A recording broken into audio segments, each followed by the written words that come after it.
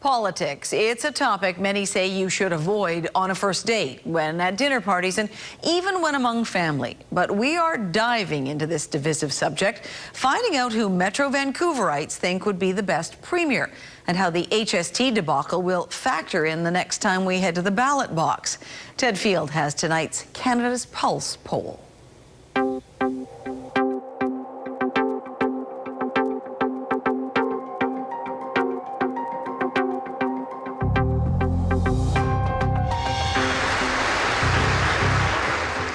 The Premier making her keynote speech to municipal politicians. No really big announcements this year. It was more of a motivational talk about why anyone would want to be a politician. People say, gosh, I don't know why anybody gets into politics. And I'm sure they say that to you sometimes too, right before they bug you about why their garbage schedule hasn't been changed yet. But you do it because you care. And according to an Ipsos poll of Metro Vancouver residents, Clark is still getting top grades. Asked who's seen as best premier, Christy Clark gets 47%, Adrian Dix 29%, John Cummins a surprisingly large 17%, Jane Stark of the Greens 6%. This is our chance to lead. This is our moment. So let's take it. Let's be hopeful. Let's be optimistic. But there are a few people who are not getting the message, especially when asked about the impact of HST on possibly voting Liberal.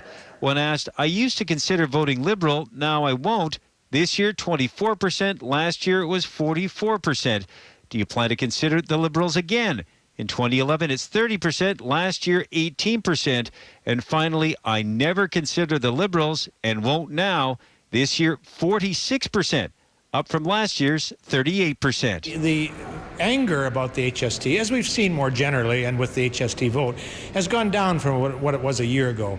But, the numbers show that there's still something close to half, and that number has gone up quite a bit. Half of the voters would never support the Liberals. This means that they are getting a smaller and smaller pool of voters to draw upon who might consider voting for them. I'm a big supporter of Christy Clark, and I'm not a supporter of any Liberal or any party. She sets a vision, and I think it really brings everybody together. She hit a lot of things that I have concerns about, so I think she's hit the nail on the head in a number of areas.